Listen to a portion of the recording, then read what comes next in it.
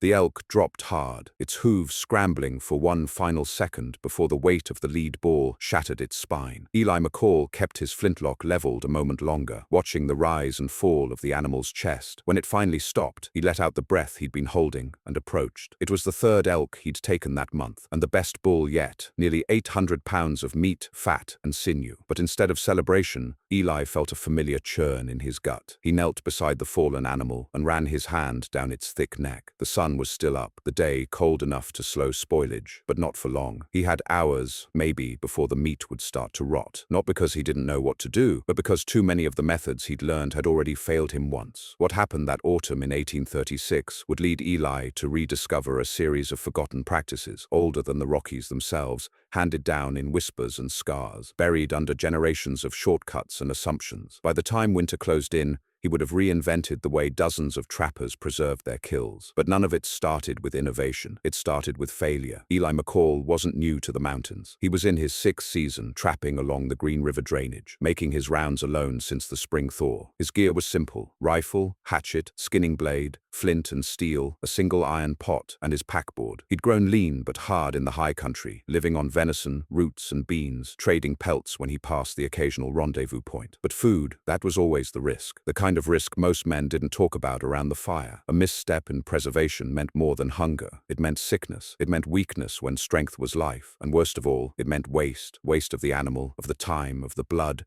and shot it took to bring a kill down. The mountains didn't forgive waste. They fed on it. Back in late September, Eli had taken down a bison calf, not the prize of a full-grown bull, but tender and clean, with fat enough to render. He'd field-dressed it and brought the meat back to his shelter, a lean-to of spruce and pine, nestled against a bluff above a creek. He'd salted the strips, hung them high, smoked them low, just like he was taught, and then 2 weeks later, he'd found them crawling. Maggots, despite the cold. He'd checked the smoke, checked the salt, checked the bags. Everything he thought he'd done right. And still, the meat turned. That mistake cost him nearly 40 pounds of food and 2 days of travel to replace what he could. He thought he'd done everything by the book, but he'd come to realize the book was wrong, or at least incomplete. The methods trappers used were shortcuts of shortcuts, diluted over time. So Eli did what no one else did that year. He started looking backward, way backward. It began with a story. Around a rendezvous fire that October, a half-deaf French trapper named Rémy Dupont mentioned something about the old Cree methods, the way they dried moose meat up in the northern forests, using wind instead of smoke and bark ash instead of salt. Eli didn't think much of it then. Just another tall tale in the cold. But the next morning, he pressed for details. Remy didn't know the science, but he remembered watching an old man hang meat under layers of spruce branches, rubbing ash into the cuts before leaving them exposed for days. Said it kept flies off, dried faster, didn't rot. Eli didn't question it out loud, but he packed the memory tight. 3 weeks later, the cold was steady but not deep, and Eli tried the method. He hung snowshoe hair and rubbed pine ash from his fire pit over the meat. No salt, no bag, just ash and branches and wind. Days passed. The meat hardened but didn't sour. Flies stayed off. And when he boiled it, it didn't smell off. It smelled clean. That was the first clue. A different way, a forgotten path. That elk in November was the test. It was too much meat to eat, too much to waste. He could sell the hides, sure, but he'd hauled a lot of powder into that shot. He wanted to keep the kill, so he got to work, fast. First, he butchered it in the cold morning light, removing the organs and setting them aside. The liver was good now, not tomorrow. The heart, too. He carved the quarters, then split the back strap and ribs. Then came the decision. Smoke? Salt? Drying? He didn't trust the usual routes, so he built a framework, a makeshift rack of forked limbs and lashings. Then he built a shallow pit, filled it with bark and ash and coals. Above it, he strung lines of meat, cut thin, each strip rubbed with ash. But this time, he took it further. He'd remembered something else. Another trapper, older than most,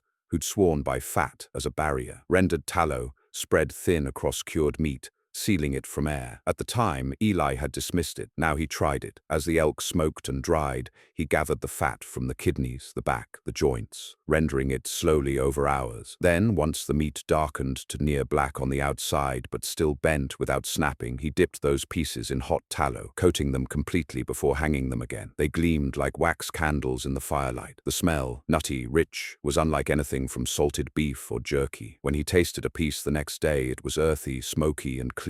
No bitterness, no sour. Eli kept going. Over the next 10 days, he repeated the process. Ash, wind, low smoke, tallow seal. He buried some pieces in dry dirt inside a canvas wrap. Others he stored in bags packed with crushed sagebrush and bark ash. Each time he rotated cuts, checked them daily, watched for rot. Nothing came. Even in a brief warm spell, the meat held, but not everyone believed. When Eli passed through a trapping camp in early December, he shared some of the elk. One man spat it out, said it was witchcraft. Another said meat needed salt or it wasn't safe. They didn't understand that salt had always been a luxury out here, rare, heavy to carry. The native tribes, the old woodsmen, they'd preserved meat without it for centuries. Ash was alkaline. It changed the pH. Bugs avoided it. Mold couldn't grow. The smoke added phenols. The fat sealed it from air. All of it simple science, but learned through centuries of necessity. Still, Eli knew it wasn't just about the technique. It was about trust. Trappers trusted what they knew, even if what they knew failed them. Changing a method meant admitting ignorance,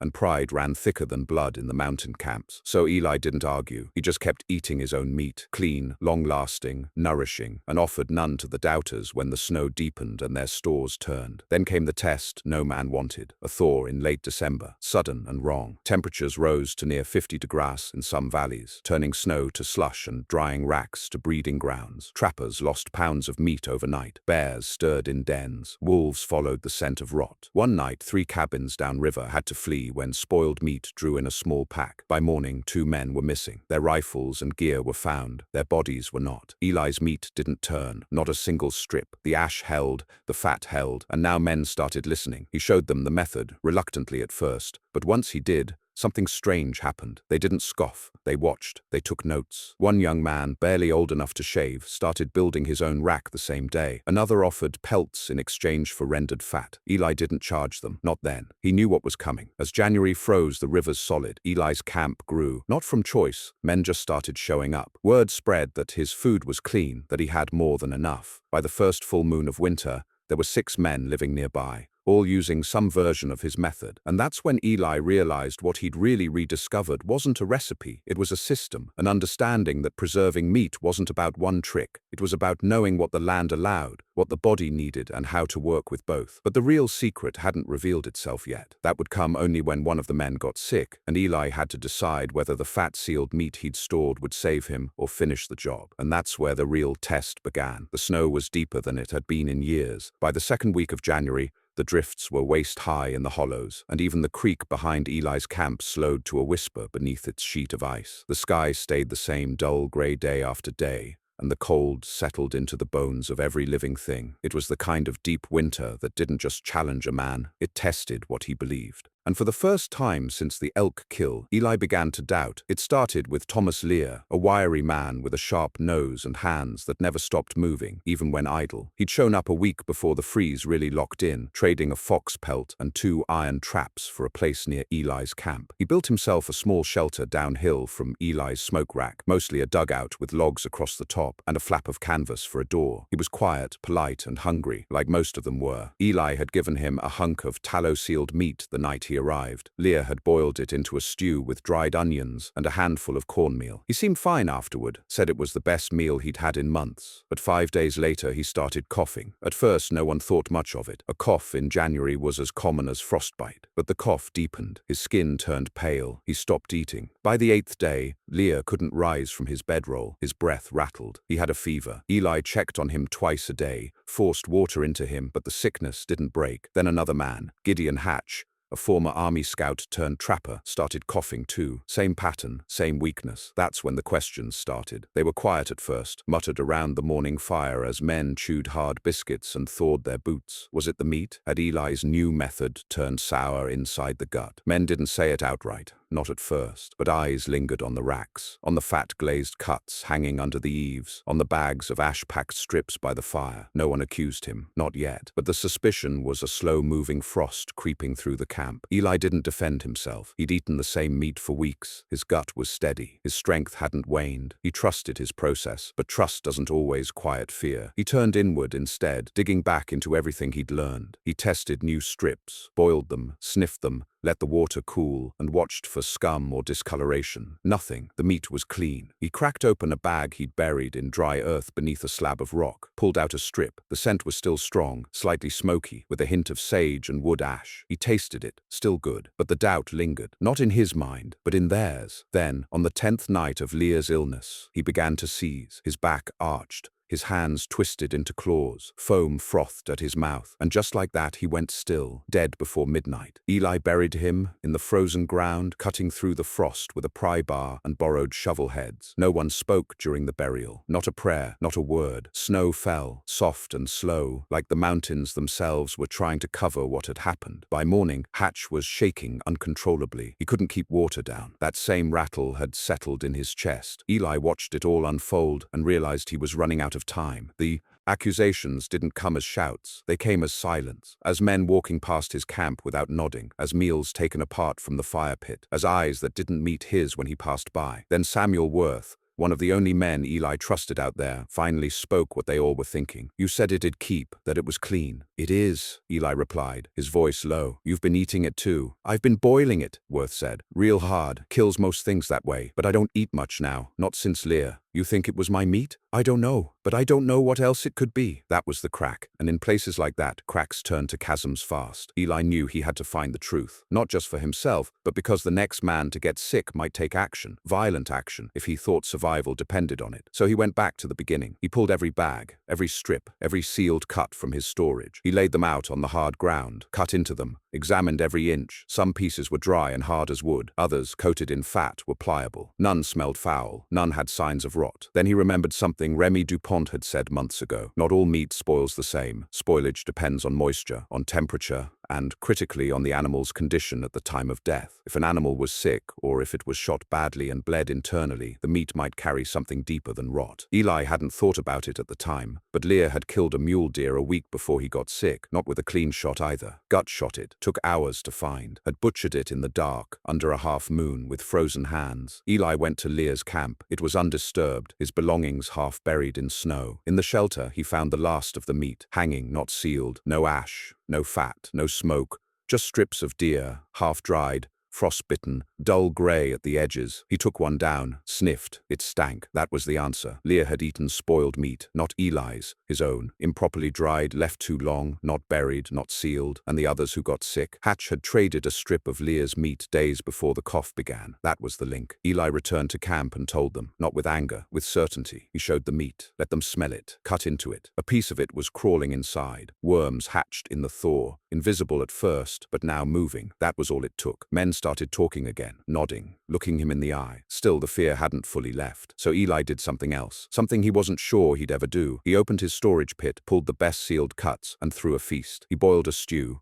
thick and hot, roasted 2 slabs of elk ribs over an open flame, even served rendered fat on hard bread. Men watched, then joined. They ate, they waited. No one got sick. By the next morning, the doubt had faded. The talk shifted to plans for spring, to new trap lines, to dreams of beaver-rich valleys further north. But for Eli, it wasn't over, not even close, because what had started as a personal system had turned into something bigger, a method others would now carry with them. The rumors had already started to spread, about the man in the mountains who sealed meat in fat and kept it good through a thaw, who used ash and smoke and burying pits and never lost a single kill. Other trappers would come. They'd want to know, to copy, to change it, to sell it, and Eli wasn't sure if that was a good thing. He had one more test to run, an ancient method he'd only read about in a fur trader's journal, preserving meat in snow-packed clay jars, buried under specific layers, wrapped in hide, left untouched for months. A method supposedly so effective it could keep meat fresh until midsummer, without salt or smoke. If it worked, it would change everything. But it would also attract the kind of attention he wasn't sure he could afford. The cold in February was different. It didn't bite, it settled, it pressed, it flattened everything beneath it, as if the weight of the whole sky had thickened and dropped. Eli McCall felt it in his teeth when he chewed, in his knees when he crouched, in the long pause his rifle gave before firing, as powder struggled to spark. But it wasn't the cold that worried him now. It was time. Time, was slipping away. The methods he'd used had held ash, smoke, fat, and the dry earth beneath. But the real test he'd set for himself was nearing, and he couldn't ignore it any longer. The idea had taken root during the thaw, when Leah's death had cast doubt across the camp and Eli was forced to defend what he'd rediscovered. Now the fear was gone, but something new had replaced it. Hunger. Not desperation yet, but the whisper of it. Supplies were running low. The men who'd crowded near his racks were watching every cut of meat with eyes that lingered too long. Even now, with proof that Eli's methods worked, they hadn't prepared enough for themselves. Some had trusted too late. Some had still believed spring would come early. It hadn't. There were 7 men left near Eli's camp. Hatch, though still pale, had recovered. Worth had become the unofficial second-in-command, if such a thing existed in a circle of loners and stubborn backs. The others came and went from their shelters, trading quietly, scavenging for firewood, setting crude snares that rarely caught more than wind-blown sticks. Game had gone silent. Wolves had pushed south. Even the squirrels were scarce, and Eli knew what that meant. Lean weeks ahead. That's when he turned back to the journals. He'd carried them for years. 3 small volumes bound in rawhide, written in tight cursive by a trader named Hiram Pogue. Eli had found them in a half-burned wagon years ago, after a failed rendezvous was hit by raiders. Most of the pages were smoke-stained, but he'd read them all, over and over. One passage had stood out back then. Pogue had written about a technique he claimed came from tribes near the Mackenzie River, where winters were colder and longer than even the Rockies. They preserved meat not by drying, not by salting, not even by smoking, but by sealing it in snow and clay. Eli remembered the lines clearly. Pack meat in hide, wrap in wet clay, bury under snowdrift facing north, mark with stones, dig up in spring. Meat still good, smells of earth, sweet. At the time, he'd dismissed it as fantasy, but now, with nothing left to prove and everything left to risk, Eli decided to try. If it worked, it meant a new method, a new level of safety for men like him. If it failed, he'd lose one of his last elk quarters. But knowledge was worth more than flesh. He told no one, not even Worth. The next morning, before light, he hauled out a back quarter he'd kept in reserve. It had been cured with smoke, but left unsealed in fat, a control piece. He wrapped it in a clean hide, softened the edges with snowmelt, then packed river clay around it, thick, heavy, freezing his fingers to the bone. Once coated fully, he added another layer of snow, packing it like bricks around the form. Then he dug. He chose a place near a boulder shaded from the sun even at noon, on the north-facing slope just above the tree line. The ground was frozen, but he worked the pick until he had a trench deep enough to bury the clay-wrapped meat in snow. Then he covered it with pine boughs, another layer of snow, and a ring of stones to mark the spot. He said nothing when he returned. 2 days later, the first real windstorm of the season hit the valley. It tore through the trees with the sound of freight trains. Snow swirled sideways. Tents collapsed. Smoke racks tipped and splintered. Hatch lost his shelter entirely, and Eli helped rebuild it using logs packed into a berm. The storm lasted 3 full days, and when it passed, the world looked different, flat, unbroken, all traces of trails and paths buried. But Eli knew where his marker was. He checked it silently, brushing away snow until the stones reappeared, cold and black against the white. It was still intact. The meat was there, sealed, waiting. The others grew hungrier. Worth had taken to boiling bark, stripping pine and simmering the inner cambium until it softened, then mixing it with lard and leftover beans. It filled the stomach but did little else. The others watched the snow, muttered about early thaw, but no one believed it anymore. When game finally returned, it would be in bursts, elk herds moving, deer passing through. But for now, they had to stretch what they had. That's when the second shift happened, not in the weather. In the men, they came to Eli, one by one, asking not just for meat, but for knowledge. "How do you do it?" one asked. "Why does it keep?" another added. Eli could have turned them away, told them to figure it themselves, but he didn't. Instead, he showed them, not the snow jar, not yet, but the ash rub, the fat seal, the pit method, the wind curing. He walked them through each step, each reason, how alkaline from ash changed surface pH, how tallow blocked moisture and air, how airflow mattered more than temperature sometimes. He spoke plainly, not to impress, but to preserve, because that's what preservation really was, not just of meat, but of men, of life, of time. By the last week of February, they were copying him, even Worth, who'd once doubted. They built racks, gathered bark ash, started rendering what fat they had left. One even tried coating fish in tallow. It worked. Then came the scream. It was late, stars out, cold sharp as knives. Eli heard it through the trees, a ragged cry, half pain, half fear. He grabbed his rifle and ran, heart pounding. The scream came again, closer this time, then silence. He found the man, Calvin Reese, down near the creek, blood on his leg. A trap, his own, misstepped, in the dark, the iron teeth slicing into his calf. The wound was bad, not deep enough to kill, but deep enough to fester. They dragged him back to camp, cleaned it with boiled water and snowmelt whiskey, wrapped it, but they all knew infection was the real threat now, and with infection came fever. With fever came the need for food, for calories, for something more than bark stew and hope. Eli made a decision. He returned to the snow jar. At dawn he shoveled snow, then stone, then bough, dug until his hands went numb. The clay was solid. He cracked it with the flat of his hatchet, peeled it back. The meat was still red beneath the hide, cold as stone, smelled clean, earthy. He brought it back, slow roasted it over coals, boiled it into broth, fed it to Reese in spoonfuls, then the rest ate. No one spoke, no one got sick. 3 days later, Reese's fever broke. Eli didn't smile, he didn't gloat, he just marked the jar as a success, filed it away in that mental ledger he kept, where everything had to earn its place. Word spread, again, this time not just about tallow or ash, but about a man who could pull fresh meat from under the snow. They started calling it mountain glass, because it was clear now that Eli had seen something others couldn't, not just how to keep meat, but how to keep men alive. But even then, he wasn't done, because with spring came rot, and what worked in snow and smoke wouldn't hold when the melt came. And so, Eli turned to the oldest method of all, burial, not in the earth, but in time, in knowledge, and in trust. The spring thaw came suddenly, and without mercy. One morning in early March,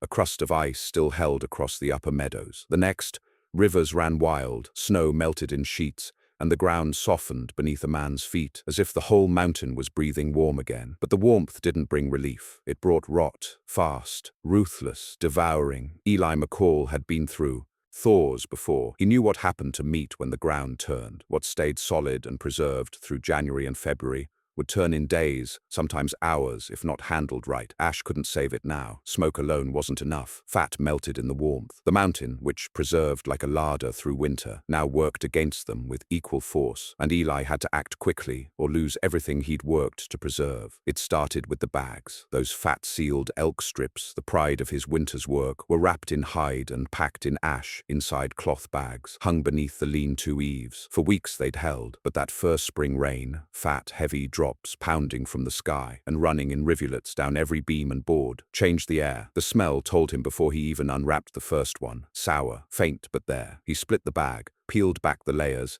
and found the outermost strips sweating in their fat, edges softening. The meat hadn't turned yet, but it would. Days, maybe less. He moved fast, pulled every bundle, opened them all, laid the strips out on racks under the open sky where the wind still ran cold. Then he built a trench fire, long and shallow with green wood and sagebrush, and started smoking again. This time he burned hotter, not to cure, but to dehydrate, pull moisture fast, lock the meat back into safety. The others followed suit. Men scrambled to check their caches. Some found their pits flooded. Others discovered moisture had crept in from melting snow. Mold laced the insides of leather wraps. In one dugout, a bag of deer meat had turned completely, blackened, slick, writhing with life. The stench turned men's stomachs. They buried it fast. Shallow graves and burning lime scraped from old powder bags. It wasn't enough. The stink lingered for days. Eli knew this was the moment when most trappers lost their stores. The thaw was the great equalizer. Men who'd survived winter could starve in spring if they weren't careful. He wasn't about to join their ranks. So he returned to the snow jar. The one he'd opened for Reese had been used,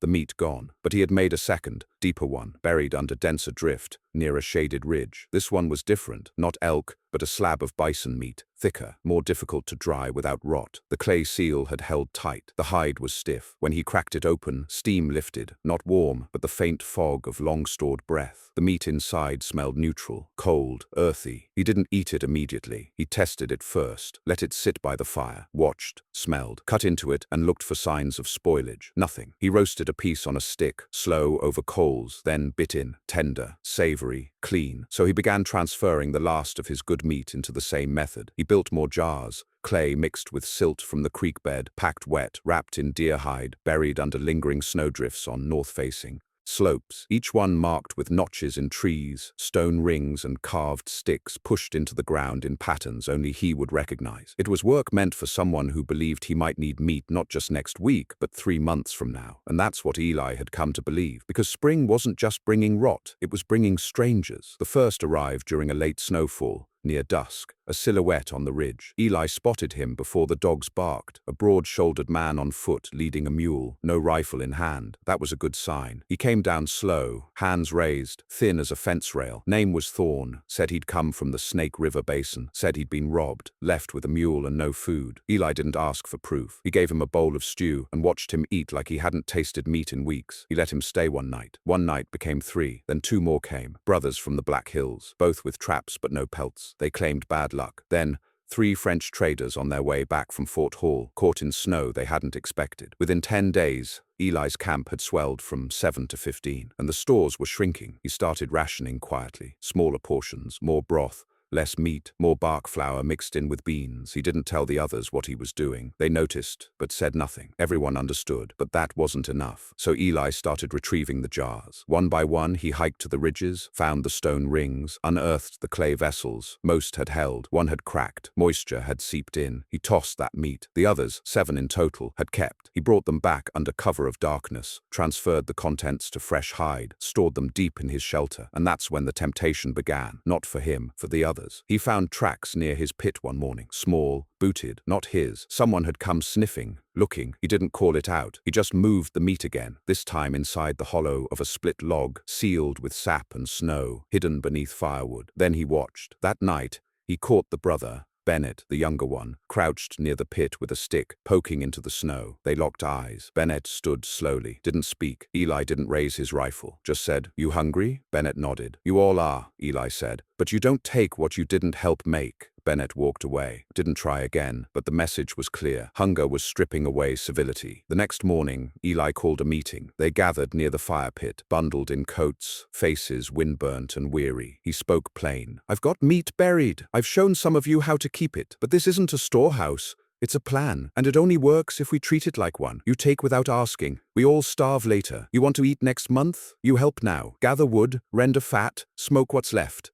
And you learn. So next time, you don't need me." No one argued, because they knew. That afternoon, something shifted. Men started working. One of the French traders built a new smoke rack. Hatch and Worth dug trenches. Thorne collected spruce tips for tea. Someone brought in 3 rabbits from a trapline. It wasn't a feast, but it was survival, earned, not begged. And that night, Eli sat beside the fire, carving new notches into a pine stick, 1 for each jar retrieved, 1 for each man who'd eaten and lived. He wasn't keeping score, he was keeping memory, because if this knowledge died with him, it would all happen again. The waste, the sickness, the rot. So the next morning, he did something he'd never done before. He sat down with Thorne, with Hatch, with Worth, and he wrote it all down. Not just the steps, but the why, how ash raised pH, how tallow sealed oxygen, how snow jars preserved through thermal inertia, how burial in shaded clay with hide created a microclimate. He wrote it in plain words, and when the page was filled, he handed it to Thorne. "Copy it," he said. "Pass it." Thorne nodded, and Eli knew. The knowledge wasn't just being used now, it was being preserved, just like the meat. By April, the valley looked alive again, but it was a dangerous kind of living. The snowmelt fed the rivers until they raged brown and swollen, carrying entire trees downstream. The air smelled of thawed soil and rot. Every carcass that hadn't been buried deep enough through winter began to surface now. Elk bones, half-eaten deer, even a horse carcass that had gone under in the freeze. Ravens swarmed the riverbanks. Wolves came back with them.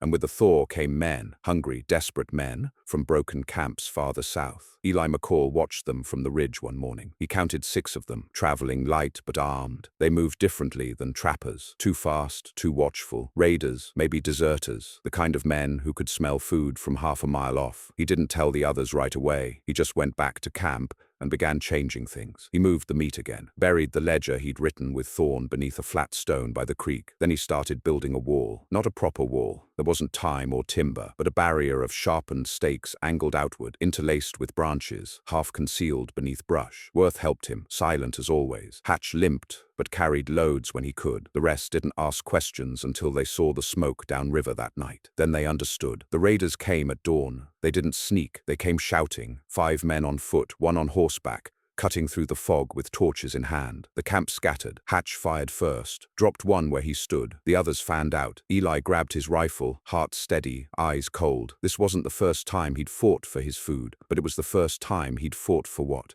it meant. The first raider made it through the brush. Eli caught him in the shoulder. The man fell, rolled, came up swinging a hatchet. Worth took him down with a shot clean through the chest. Another charged the smoke racks and grabbed a hanging strip of half-dried meat before Eli's second ball found him. He went down face first into the mud, still clutching the prize like it mattered more than his life. Then it was over, fast as it started. The survivors ran, their fires smoldered in the distance, their footprints vanishing into the rising mist. When the silence settled back over the camp, the men looked around at what had almost happened. One of the French traders knelt beside the dead raider and stared at the strip of meat still in his hand. "They came for this," he said quietly. "Not the traps. Not the furs. This." Eli said nothing. He just looked at the smoke racks, at the blackened wood, at the fat dripping slowly into the ashes, and realized that his greatest success had become a target. That night, no one slept. They moved the camp higher, into the timberline where the smoke couldn't be seen. Eli ordered the racks disassembled, the hides buried, the jars retrieved. They carried the food in canvas packs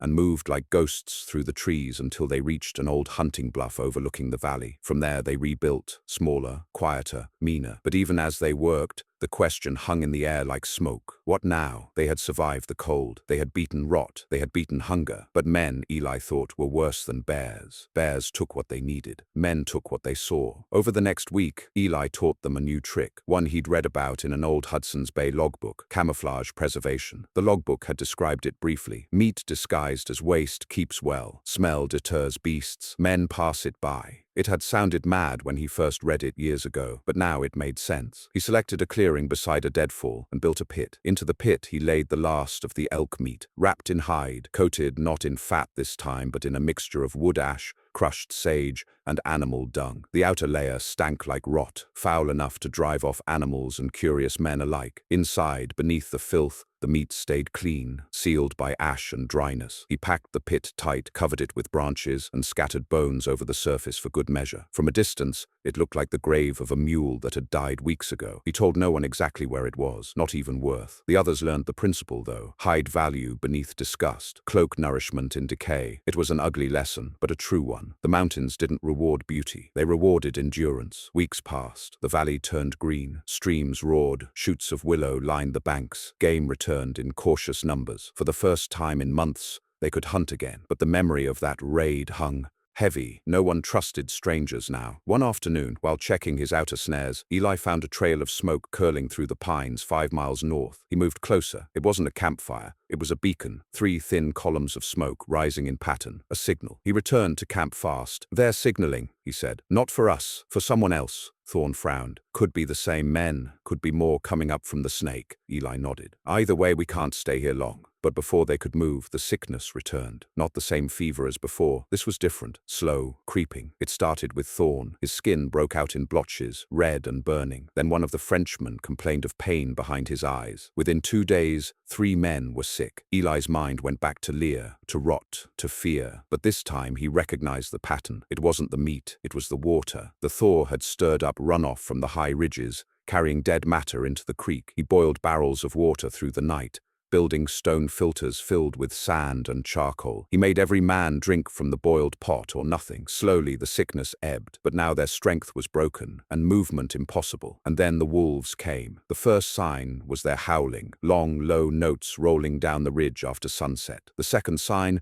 was what they left behind. Bones, fresh ones, a half-eaten deer near the creek, then a mule, ripped open and left for dead. Eli counted 12 sets of tracks, big ones, not a scattered pack, an organized one. Hunger had driven them together, same as it had driven the men. The attacks began that night, a blur of grey in the dark, snapping teeth at the edge of firelight. One of the Frenchmen swung an axe and missed. Worth fired twice and hit nothing but snow. They drove the wolves back with torches, but they kept coming, testing, circling, waiting. For 3 nights it went on. Men barely slept. Eli reinforced the barriers, built fires in circles, spread burning brands to keep the animals back. Still, they came. Until one night when Eli saw what none of the the others did. The wolves weren't just scavenging. They were being drawn by something buried. The pit. He realized it too late. The stench disguise worked on men, but not on wolves. The scent of the dung had faded as the ground warmed. Now it was just meat. He sprinted down through the trees, rifle slung, snow soaking his boots. By the time he reached the clearing, 2 wolves had already dug through the surface layer. He fired once, twice. One dropped, the other vanished into the dark. The pit was half opened, hide torn, clay cracked. He knelt and checked the contents. Some meat was gone. The rest still cool, still safe, barely. He resealed it with ash and stones, but the damage was done. The mountain had taught him another brutal truth. Nothing lasts forever. When he returned to camp, the men were waiting. Eyes wide, questions in their faces. It held, he said simply. But not for long. They nodded. They understood. In the morning, he gathered them again. "We move east," he said, "toward the Gros Ventre Range. Higher ground, cleaner water, colder air. You want to keep your meat, keep your life. You go where the cold doesn't quit." No one argued. By dusk, they'd packed what remained, leaving behind the broken racks and burned shelters. They carried half a year of lessons on their backs, wrapped in hides and ash and memory. As they started up the ridge, Worth fell in beside Eli. "You ever think you're doing more than just saving meat?" he asked. Eli didn't answer for a long time. The wind carried the smell of pine and thawed earth, the first real scent of spring. Finally, he said, "I'm trying to save what men forget. Every time we think we're smarter than the land, it reminds us who feeds who." Worth nodded, chewing on the thought. "And if the land forgets you, then maybe," Eli said quietly, "it's because I remembered too well." They hiked until the valley was a gray blur behind them, until the only sound was the crunch of snow under boots and the rush of unseen rivers below. Above, the peaks still held their crowns of white. That was where Eli meant to go, up where the air stayed sharp and clean, where meat hung like stone in the cold wind. Because what the mountain men understood better than any scholar or trader or settler ever would was that the real trick wasn't just keeping meat from rotting, it was keeping knowledge from doing the same. And the higher you went, the harder it was for decay to follow. The Gros Ventre Range rose like the ribs of a buried giant, snow-cloaked and silent, holding its secrets behind walls of stone and timber. It took them 4 days to reach the high valley. Eli remembered from years past, a bowl-shaped clearing protected by ridges on 3 sides, with a spring-fed creek that never fully froze, and a stand of firs dense enough to muffle sound. It wasn't a place you stumbled across. You had to know it was there. Eli had trapped in this range once, early in his career, and nearly died of frostbite trying to cross out before the thaw. But now, with the others depending on him, it was the only place that made sense. The cold would be brutal, but it would preserve. The party was smaller now. Only 6 had made the climb. The rest, 2 Frenchmen, Thorne, and one of the younger brothers, had stayed behind near the valley floor, nursing injuries, unwilling or unable to follow. They'd been left with meat, instructions, and warning. If they didn't move soon, the thaw would take more than their strength. Those who climbed did so in silence. There was no arguing now. The food on their backs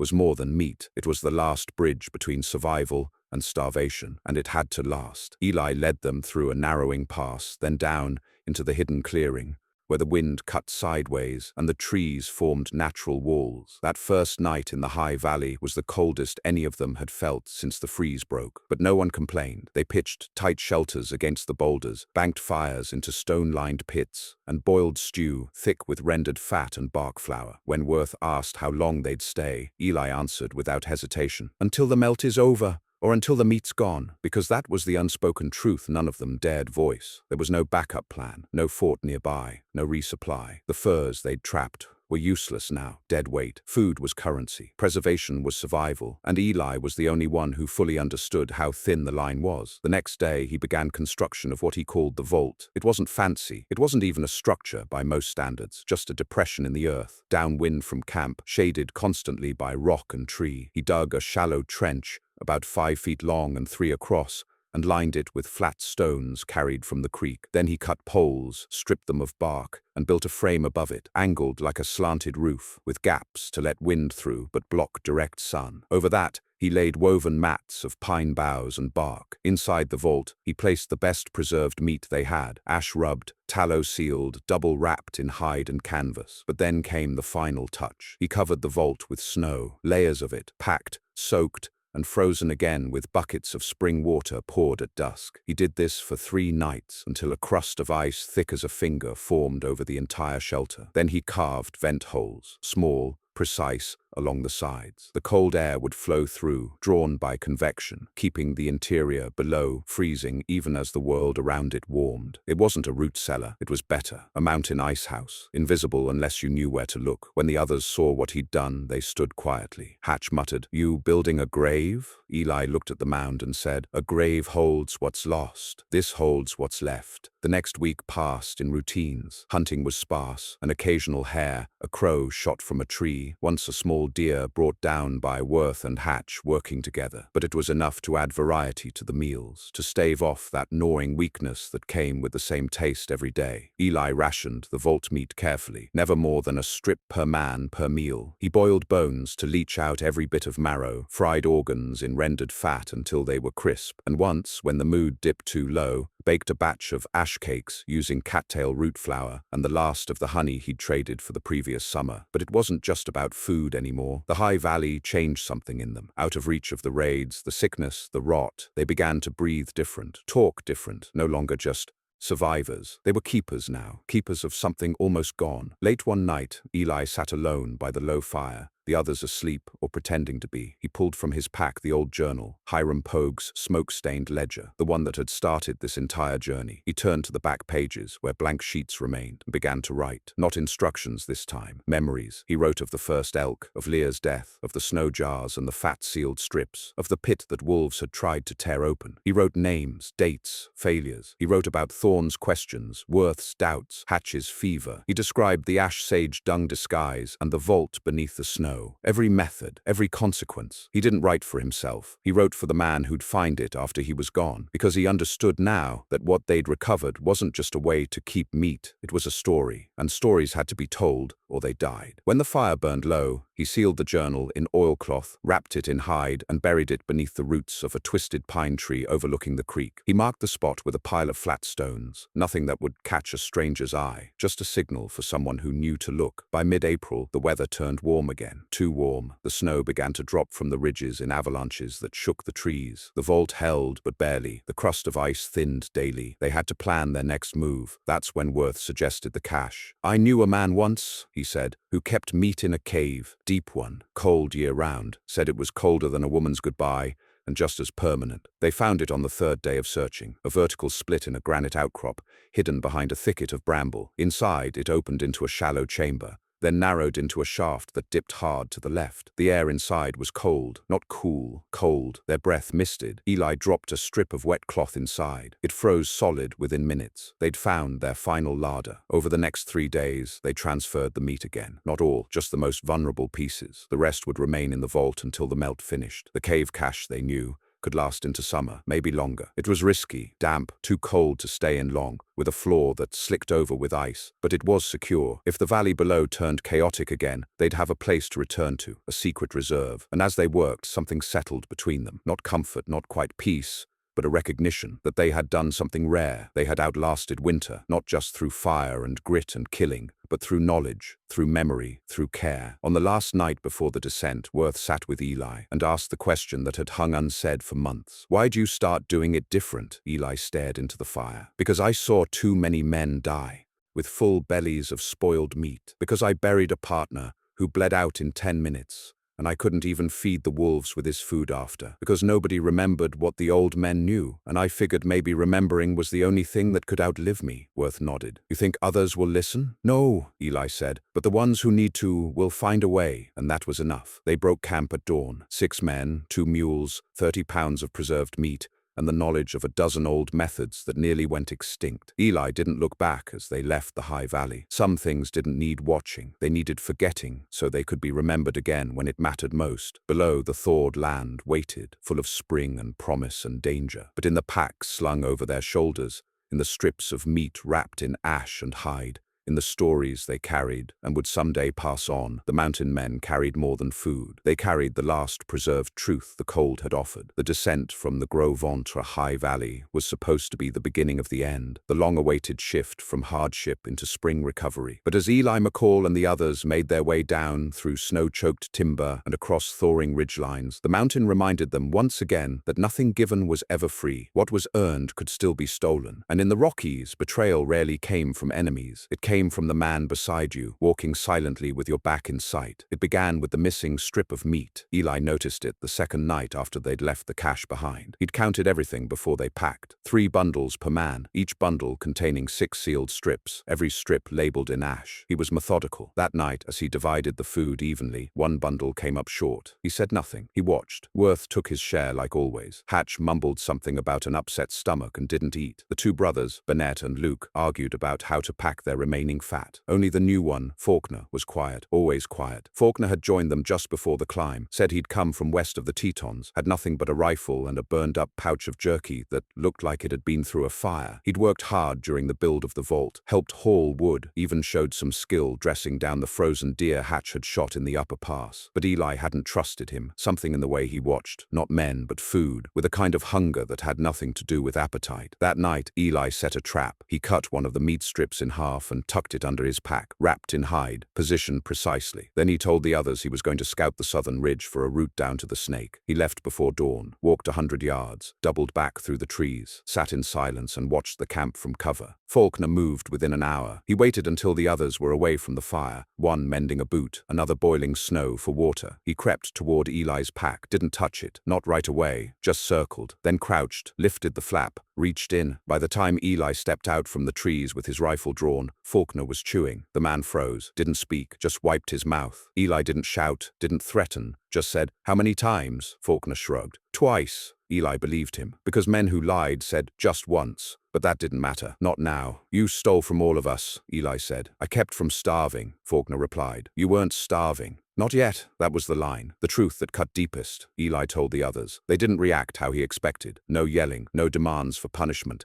Just a cold agreement that Faulkner couldn't be trusted anymore. He could stay, for now, but no food, no fire, no watch duty. He'd carry his own weight or none at all. Faulkner nodded, didn't argue, but something in his eyes changed. Hard, empty. That night, Eli moved the bundles again, slept with them wrapped in his bedroll, his rifle across his chest. Faulkner lay by a separate fire, back turned, silent. They descended into the new valley the next morning. The air grew warmer with every mile. Snow turned to mud. Pines gave way to aspen. Animals sign returned. Deer scat, torn branches, wolf tracks. They were back in a land of life again. But Eli couldn't shake the feeling that something had come down with them that wasn't life at all. They reached the fork of the Snake River by mid-afternoon. The water ran fast, churning with silt and broken branches. Across the bank stood what remained of a trapping post, just a few burned poles, and the skeleton of a lean-to, collapsed by snow. But someone had been there recently. Fresh tracks, boot prints, cut saplings, ashes still warm. They weren't alone. Eli motioned the others into cover. They watched for half an hour. No movement, but the signs were there. Whoever had used that post had moved on, maybe a day ahead, maybe less. They made camp on the bluff, dug shallow fire pits,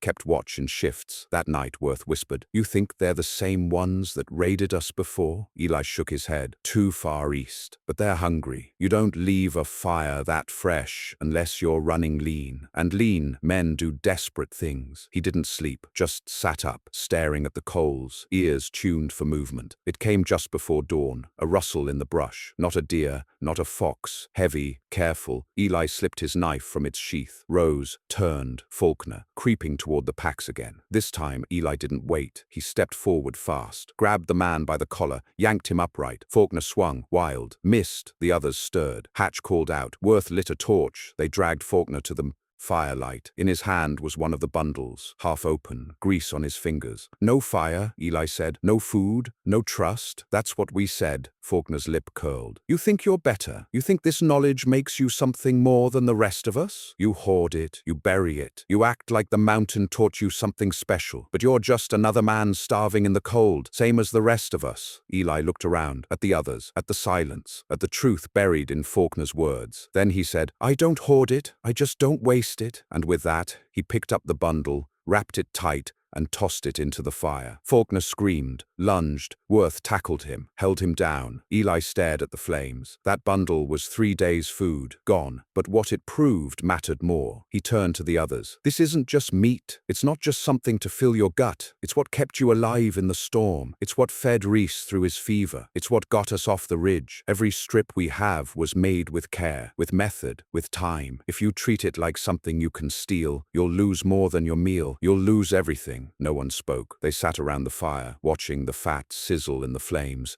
the ash curling upward. Faulkner was tied to a tree that night. Come morning, he was gone. Rope cut, no trail, no footprints. Just an empty place where he'd slept. They didn't look for him. They didn't speak of him again. Instead, they packed up and kept moving, following the river east toward lower lands where food might come easier, but rot came faster. Eli knew what waited there. The return to barter towns, the mouths of settlers, the heat of May sun. Salt would be scarce, wood too wet to burn, fire too hard to keep low and slow. Preservation would shift again, from ice to smoke, from burying to boiling. And in the thick, humid days of frontier spring, meat didn't last more than a night unless you worked harder than the air around you. The final test wasn't going to be the cold, it was going to be warmth, and what men did with it. The lowlands stank of life, the good kind, and the kind that spoiled everything it touched. By the end of May, the snow line was 2,000 feet above them. Spring had burst across the valleys like a wound opening, flowers pushing through thaw-soft earth, birds returning in riotous flocks, creeks swollen into fast rivers that carried rot in their bellies and clouds of biting insects on their backs. The sun rose earlier and hotter each day, soaking into hides, loosening knots, turning yesterday's meat into today's sickness if you weren't fast, smart, and lucky. For men like Eli McCall, this was the season where most trappers died. Not by claw, not by hunger, but by the unseen hand of decay. Men who'd survived blizzards, broken bones,